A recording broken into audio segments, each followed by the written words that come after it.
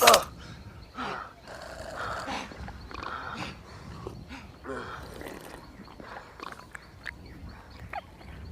everybody, and welcome back to another episode of NerdTube. I am Beau Oliver, joined today by Aaron, the NerdTube Monkey, and Teddy, and we are here to review The Mandalorian, Chapter 8, Redemption, season finale. Great episode. Great episode. Great intro by me, I thought. Didn't stutter, stammer once. Yeah. A little low. Little low? Yeah. Hello! Kidding. I liked the episode. It was fun. Yeah, that was a great season finale. That was a great season, too. Well put together. Yeah, I mean, it's pretty much these past two episodes were just a blast. And the whole series, really, except for maybe one or two episodes, but it's... Yeah, I think it was episode 5, The Gunslinger. Yeah. I just like... It's 5 and almost 6. like, Graduation, the Kanye album. Great album, Drunken Hot Girls. Why'd you put that on there? You know, it's that one track. Episode 5 is the one track that keeps it from being perfect. But these episodes 7 and 8, chapter 7 and 8, really play like one episode because that cliffhanger gets resolved pretty quickly in the beginning of this episode with the Stormtroopers having that conversation.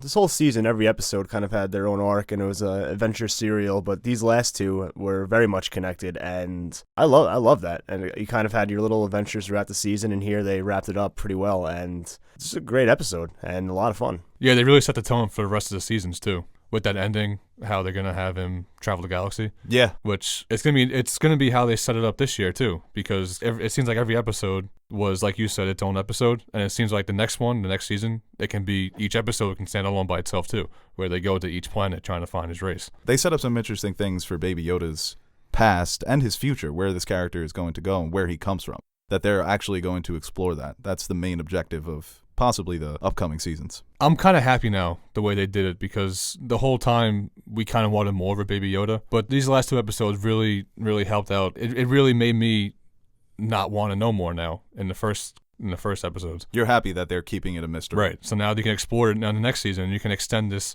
for as long as you want, really. Yeah, Aaron kept making the point that Baby Yoda has to go through concussion protocol after this season. Oh, he does, yeah. Because this season has just been hell for him and all the characters of them just being on the run from the Empire. I mean, this kid's been banged up just by these Stormtroopers.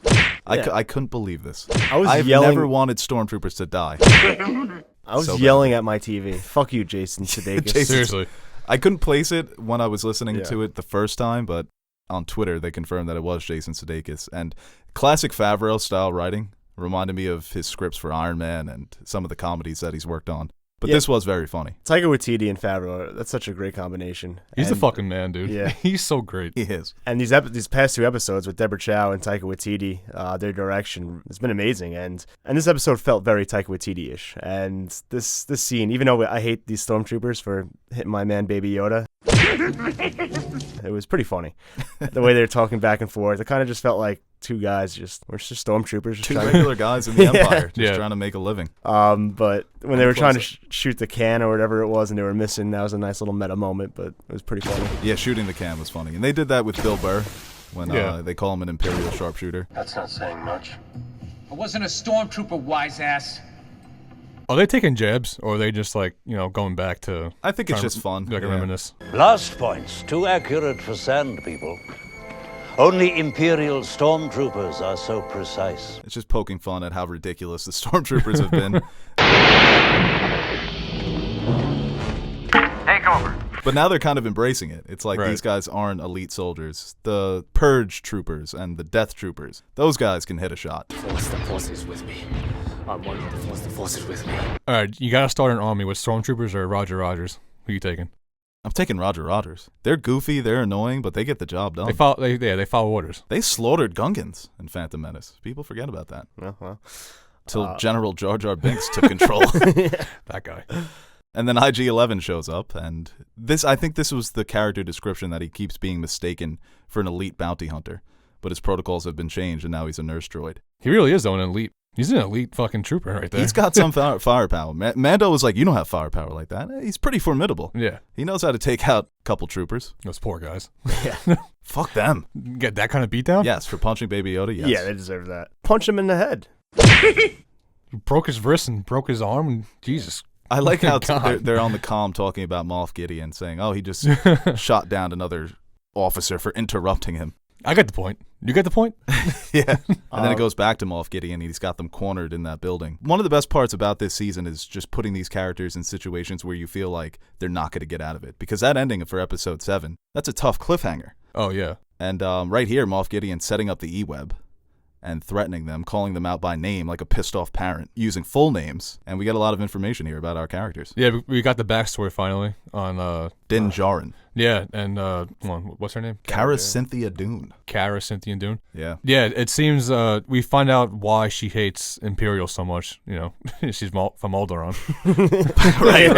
Yeah. It's not enough that you fought in the war. It's your planet also got decimated. Yep. That was a nice little touch, from Alderaan. Yeah. I think that's, I guess, the third person from Alderaan that we've seen so far in Star Wars. So who was Greef Karga?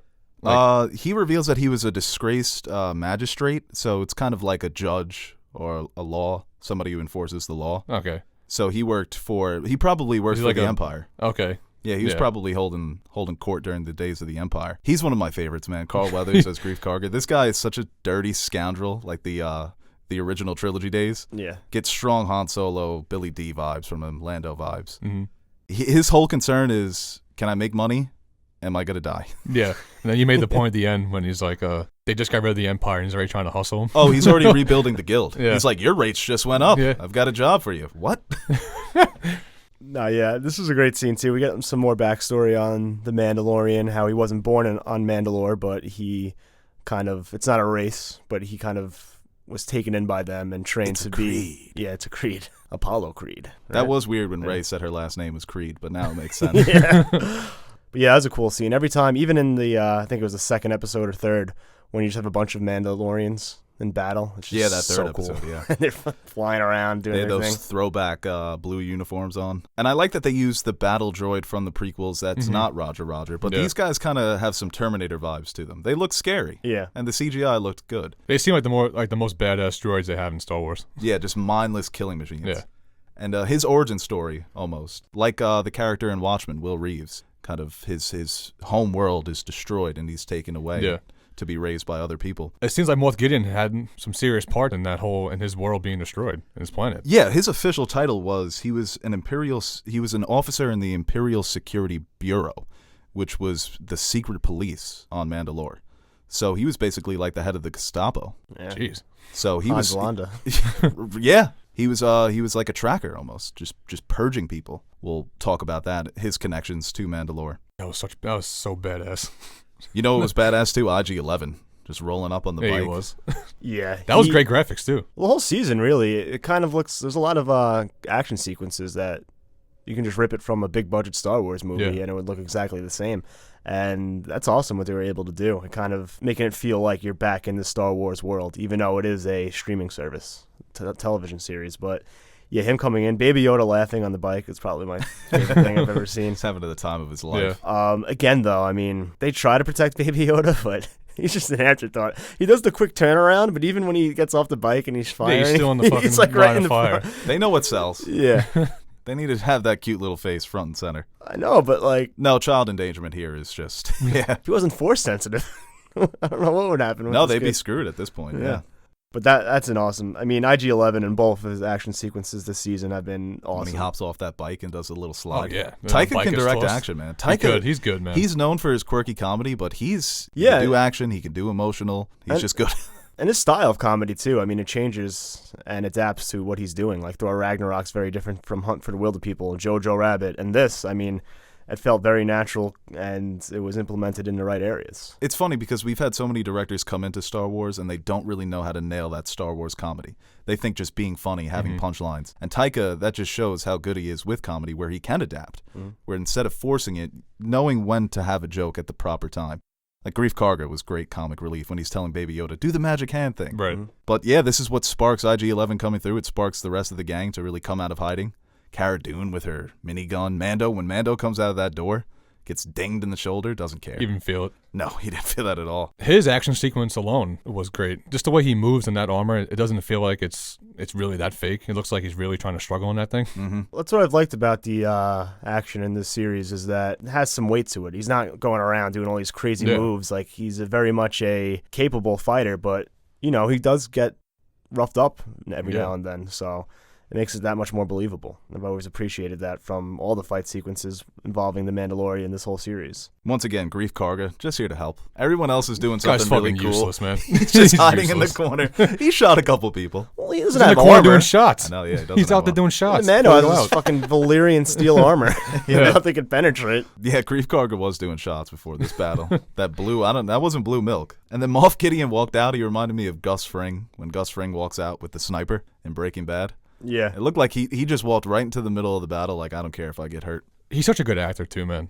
He is so good. I want to go back to when he first started like the whole monologue. It's very convincing, right? Yeah. The anger in his voice. Going back and forth acting is like one thing. Like it's easy to play off emotion with that, but it's like having your own monologue and still coming off like intimidating. He's fucking great. Yeah, I thought the same thing. It was every word, the way that he was pronouncing Yeah. it too. When he pronounces Cynthia Dune of Alderaan, you could see like a little twinkle in his eye that he's enjoying this, but he's also just completely mad. Well, I said this last week. His screen presence is unbelievable. Yeah. Giancarlo Esposito. I mean, I'll never forget the first time he turned into Gus Fring. When he went from like just a regular old manager of the fast food restaurant to now that's Gus. His whole the way he demeanor changed changes. his voice. And Everything changes with him. And here too, he just commands the screen, and I'm so happy that we might get him for the whole season next year.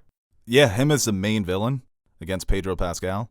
And he gets the best of him here. He does a little shoot the explosive rather than the indestructible armor, which never works. No. Knocked him off his feet. You always got to check if he's dead. Yeah, and they're forced to retreat, and then you have the flame trooper who looked great. Yeah, that was pretty sick too, actually. It's a cool flamethrower, and Baby Yoda gets his big moment. And the way that they've used Baby Yoda throughout the season, they don't overdo it. They don't overuse his force powers. He looks adorable, and this was great. The little flick of the wrist. Like you say, yeah, the little Dumbledore flick right The there. little Dumbledore versus Voldemort flick.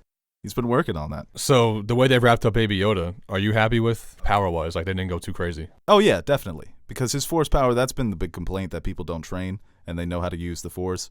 But here it's been more when he's in dire circumstances. Right. And to me, that's forgivable. I mean, if you have Baby Yoda, you want him using the force, right?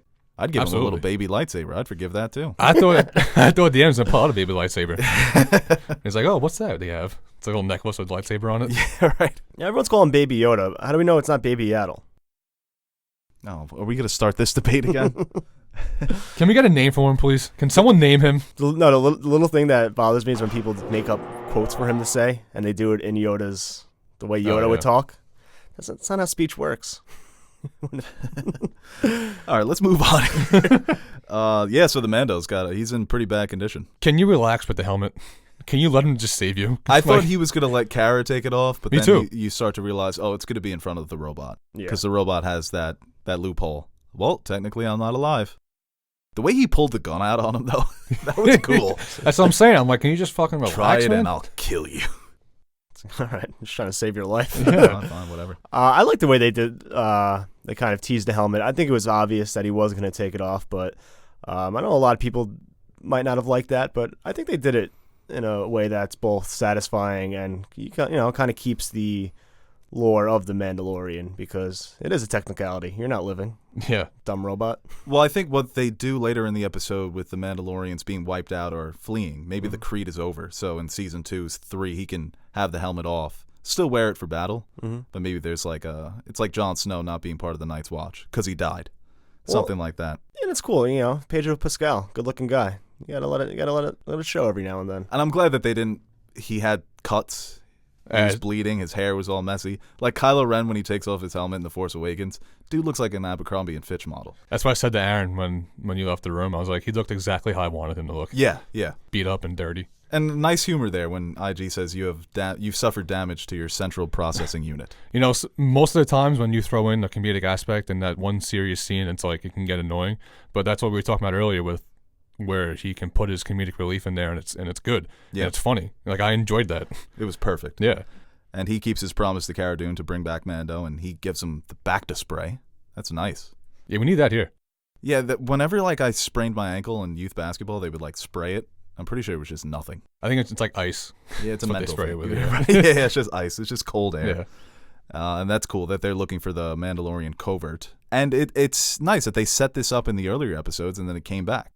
Yeah, with them being on the ground. Yeah, they did that a lot for this show, where things that were set up, they come into play. So they're in the tunnels, and he finds the pile of Mandalorian masks, and he thinks that Grief Karga had something to do with it. But yeah, they were completely wiped out. Again. this race or this creed had a rough patch going, man. I think this is the second time in the episode where he's like, I have to do this. I can't watch over Baby Yoda.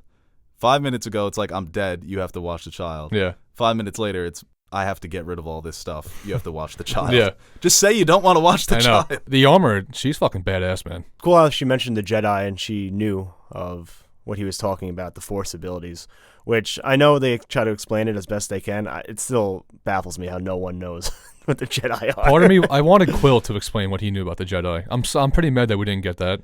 He said he didn't know.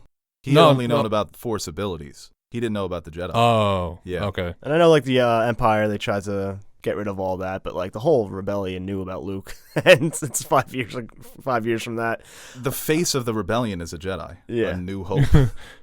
Even when the guy says at the end, when they're about to attack the Death Star for the first time, when he says, "May the Force be with you." Yeah. And may the Force be with you. How would you know what that is? It always baffles me, but Just a phrase you hear when you're growing up. Yeah. As everyone says it. I kind of like it, though. There's, like, a mystique around them, and, you know, it's not really known, but I don't know. And Death Watch did fight. Death Watch was the group that saved Mando when he was young, Din Djarin. And Death Watch, they were enemies of the Jedi. They fought against the Jedi. So obviously they could still view these sorcerers as enemies. But was it the Sith that they fought against, or was it just a Jedi as a whole? No, Death Watch was just a terrorist organization on Mandalore. Okay. So to them, they are enemies. Right, and she's like, basically, you have to be this child's father, raise it to also be a warrior, and then return it to its sorcerer family. Well, I like how she kind of said that they are enemies, but he's just a foundling. So Right, he's not a Jedi. Yeah. And that was cool that they kind of view them as enemies, because there are different factions of the Mandalorians, and during the whole Death Watch and all that Clone Wars stuff, that kind of seals it that they were on the opposite side of them, because didn't Obi-Wan, his side piece was part of the Mandalorian? His main piece. Yeah. Oh, yeah. I always forget her name. Yes, she was basically like the prime minister of Mandalore at the Wait, so time. Obi-Wan had a side piece? No, it was a main piece. That's what I'm saying. Regardless. He may have had a side piece. I thought you can't be doing that as a Jedi. Yeah. See, Obi-Wan was... Wow. Yeah, he was... I think that was before he became a Jedi, actually. So all the skeletons coming out now. Yeah. Well, it's similar to the Mandalorian, that the Jedi, they keep calling it a race of enemy sorcerers, but it's also a creed. Yeah, but she acknowledges, because he says that, so the Jedi is our enemy, and she says, no, not this one. So is she recognizing the good, like the light side and the dark side, or is she just saying that was all like because he's so young that he's not? Well, I think that's enemy? like a theme of the show, even with the androids, that there's good and bad. Mm-hmm. It doesn't matter. You could be a Mandalorian, you could be a Jedi. It doesn't mean that you're good or bad. Okay. So it's raise this kid the right way, and he will be an ally. And the Clone Wars and the whole Death Watch were so far removed from that by now that they're kind of just like, Look at us in Japan, best buds. So is the Mandalorian a master now? Is he getting the rank of master? Yeah, right. That's Well, I love how she's like, and there have been Mandalorian Jedis before, but when she's like, you either raise it to be a warrior or give it back to its own people, and I want to see Baby Yoda grow into like a little Mandalorian. Oh, that'd be dope. Because adult Yoda's not that tall. Yeah. Have a little jetpack. Yeah. Little helmet. Actually, that's one thing. So I thought he needed training to use his jetpack. Is that what she was trying to say? No, he was injured at that point. She had asked him, did you train with the Iron Legion? Or something like that. That was like the jetpack Mandos. And he said yes. The Air Force. Oh, okay. Yeah, she gives him the jetpack. And she just tap dances on those stormtroopers. Whenever somebody's meditating, just don't fuck with them. Because you know that they're just ready to fuck you up. When she breaks the armor. Yeah. That's so awesome. That could have been the most brutal exchange of a fight I've ever seen in my life against a stormtrooper. I've never felt bad for I've never felt bad for a stormtrooper before until then. Yeah, usually they get like shot of a blaster or maybe like a stone arrow. You hear the Wilhelm scream. Yeah. She took a wrench and just busted his jaw. She was breaking necks. She broke two guys' necks. She straight up went Tony Soprano on these stormtroopers. Poor guys. And they make their way to the lava river. Nice little touch there. Yeah, well, hold on. G11 saying, watch your feet, it's molten lava. But this whole sequence, I mean, we said it before how it's like a video game. This whole sequence from when they met the armor felt like the biggest video game aspect of this show. I think other things for me felt more video gamey, especially episode 5. I like this because I just like the design. I like the idea of a molten lava river. I like our stretch 4. Oh, I wasn't not liking. I'm just saying that. Right, but it's very much go here, right. complete your task. Yeah. Overall, I thought because of the way that this scene ends with IG-11's sacrifice, it was very emotional for me. But yeah, I could see that point. Oh yeah, that too, man. That hit me in the feels. A droid. These droids, when they die. I never felt for a droid before. I always get K2SO, Rogue One. Yeah. You didn't feel for K2? Not as much as I did for IG-11. Yeah, I always get upset when they acknowledge their own lack of humanity. me too. Yep. It's like, oh, no, you're part of me, man. you don't have a soul. I've never been alive. Him analyzing Mando's voice was great. I'm a nurse droid. I can hear the sadness in your voice. I'm not sad. I'm not sad. Takes off his helmet. He's bawling. What do you mean sad? And he likes droids now. Yeah. Nice little. That's character development, folks. For those of you listening, That's a great arc. Yeah. His parents were killed by a droid. He doesn't like droids. He's saved by a droid. Now he likes droids. You were still hating on him too Stop. until that point. Well, he gets that jab in. You don't got the firepower like that. Fuck you. The fuck are you, guy? You don't know me. And his death was very reminiscent of Arnold in Terminator 2, so that was a nice touch. That was a nice callback to, I think, one of the funnier aspects of the season in episode 1 when he keeps trying to self-destruct. Yeah, it was. I was very impressed by how many things they did call back. Yeah. How many things actually mattered. Because they were able to do that new adventure every week. But yeah, there was a story here that has a very satisfying ending. And this battle between Moff Gideon, they think that they escape. He comes through in the TIE Fighter. This whole sequence was phenomenal. He went Onto the James ship. Bond, dude. Yeah. That was impressive. It looked great, the jump. Just He jumping. was shook. Yeah. Like, oh! Jumping over the TIE Fighter right before it gets there Right. and latching onto it with the grapple. It was very well directed. Very imaginative, too. I think that was what was missing from Rise of Skywalker. They were on the big adventure, but it wasn't that unique and imaginative. Mm-hmm. This was creative. You You could have went the route where you just shot up and you drove under him. It was just nice. Yeah, like you said, it was just nice, little touching. A nice little touch, too, a nice callback is when they meet the armorer and she says, restock your munitions. And Yeah, that's when yeah. he gets those bombs because Cara Dune asked him to blow the grate. Yeah, I'm out of blasters. He Yeah, says. I'm out of bombs. I like to think of it as when Queel taught him to ride that slug horse. That's when he learned. Yeah. to, Now you can ride the TIE Fighter.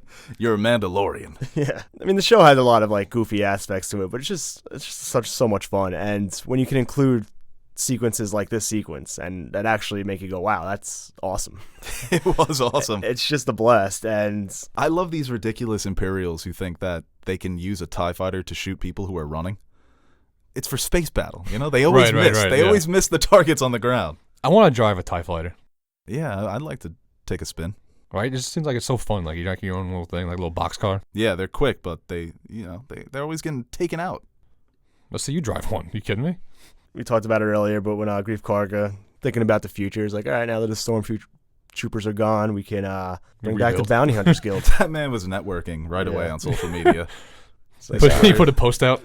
Navarro's back open. Kara, Navarro's need a clear. job. Come through if you want. Kara, you want a job? But yeah, it's definitely that moment was a great setup for the potential season 2 and what that storyline could entail with the Mando trying to find Baby Yoda's people. Either that means the Jedi or whatever species Baby Yoda is a part of. Yeah, well, I'm curious on that. Like, is he coming from Jedi and he got taken? Maybe. Trying to find Luke, maybe. Yeah. That's how they get the map. I think this would be a great addition to the show, bringing in Luke Skywalker. And everyone says Sebastian Stan because he looks so much like a young Mark Hamill. And he has the Disney connection, but I don't know. I feel like this is actually connected more to, I guess, this actual Star Wars lore than I thought it would. And even in general, though. If you'd have asked me before that, I would have said try to keep it as separate while having small connections. I think bringing in Luke would be but a little too much. Like My Two Dads, where it's Luke and Pedro Pascal trying to raise Baby Yoda. Friends with Ben Solo. Right. He's in the last scene of season 3, maybe, and they find him. Finally, he finds these Force users. That's the Mando's. But then that would endgame. imply Kylo killed Baby Yoda when. No, that's not canon anymore. What? They changed that Kylo didn't kill those kids. Oh, really? Yeah. I'd like to think that Baby Yoda escaped. But yeah, and we see the Baby Yoda with the Mandalorian emblem, using it as a pacifier. It's adorable. But do you guys think with this season, though, with how they ended it, that this is their chance to break away from their traditional Star Wars lore and just go their own route with it? Or would you rather than bring in the Skywalkers and the way that they keep did to it? This? You made the point too that if they told you it would be connected to the original trilogy, you'd be a bit apprehensive. But the way that they did it with this, where it's not Yoda, it's a different member of his species, but he is Force sensitive. There are no Jedi, but you get Darksaber at the end. I think the way that they've done it has been perfect. If they can continue that trend, right, where giving It's us their own story. breadcrumbs Yeah. because it's Star Wars. It's after the Empire was just taken down. If you're going to set it in between 6 and 7, I do want small connections. Right. I wouldn't mind a 30-second scene of Luke Skywalker training younglings, and that's all we saw of him. Like The Force Awakens. Here's Luke, but he's not going to be in the movie. Yeah. I don't mind that. If they find if it gets too, like Baby Yoda to me is a perfect example of fan service. It's Baby Yoda. It's going to sell. It's recognizable, but it was created from a place of imagination and truly giving this new character a purpose. Yeah, and we continue the streak of all live-action Star Wars having some form of lightsaber in it with I the was dark waiting saber. for it, man. They did it right at the end. Thank you, Twitter, for having that trend before I saw the episode. That was nice. You gotta stay off Twitter, man. If you want to wait for something. It was like 9 o'clock. I just woke up. I see off your dark phone. saber training. But that was a nice surprise, even though I knew it was coming to that introduction. Something that's been around in Star Wars lore for hundreds of years, right? Yeah, created by the first Mandalorian Jedi, the first Mandalorian to be inducted into the Jedi Order. His name was Tar Vizsla, and it was like the symbol. It was like their house sword. The Vizsla family was very powerful on Mandalore, and it's been passed down from multiple characters. Darth Maul, a couple of Rebels characters have had it, so now Moff Gideon's got it. And it raises the question, is he Force sensitive? He doesn't necessarily have to be. Right. I think it would be cool because he's so obsessed with capturing Baby Yoda. If Giancarlo Esposito, with that lightsaber, that getup, is Force sensitive, ooh, I think love that's how you tie it into Star Wars, the Star Wars lore with him. Have him be Force sensitive and want this, like you just said, instead of bringing in the Skywalkers. I wish the Mandalorian would have known that he has the saber now, instead of having him fly off and not know about it. Like, I wonder if I wish they would have had him know about it and have him still have to fly kind of off. sets up the next seasons. Like, he has this weapon and he's going to find a Mandalorian who he said this weapon is synonymous with the Mandalorian race. So. He's got to know about it, right? Yeah, they have so Mando? many connections now through the Darksaber, through their home planet. Oh, it's fucking cool though. I can't wait till he finds out he has it. Him just standing there on top of the TIE fighter with the Darksaber. It was a great shot. Fucking badass. And like I said before, I'm so happy we're gonna have him for potentially the whole season 2 arc, and because he's just such a great villain. And I feel like Giancarlo Esposito with the boys in Westworld after Breaking Bad, he came in for like one episode, one scene, and that's it. We get more of him for a whole season 2. That's all I could want from this. Yeah, and he was great in the 2 episodes he was in. I know in 5 and 6 I wanted Esposito in there, but the way they set him up, they did a really great job with him, and now I'm really happy what they did with him. Yeah, overall, I think it was a very good season, and it's the perfect type of cliffhanger where everything was kind of resolved, but there's still so many questions. So we can feel satisfied with this ending, but still be anxious to watch season 2. And yeah, great season overall. Are we going to see the Star Wars fan base come back together because of this now? They did a Star Wars that's really good finally. Well, it's like the meme, shaking hands. I hate the Disney trilogy, love the Disney trilogy, liking the Mandalorian. Yeah. It's the Carl Weathers. Isn't that Carl Weathers and Arnold Schwarzenegger? That's the movie, right? Where they do the handshake? I honestly have no idea what Yeah, that's that's from. the GIF. Really? Wow. Hey guys, thank you for watching this video, and of course we would like to thank our Patreon supporters. Without you guys, Nerd Soup wouldn't be Nerd Soup. Seriously, your support is what keeps the fridge full, so thank you once again for your support. If you are interested in supporting Nerd Soup through Patreon, visit our page and check out the different rewards we offer to our fans. If not, then no problem. We appreciate anyone who takes time from their day to watch our videos. So thank you to each and every one of you out there watching, and remember to like and share this video. And hit the subscribe button if you want to see more videos like it. Or don't.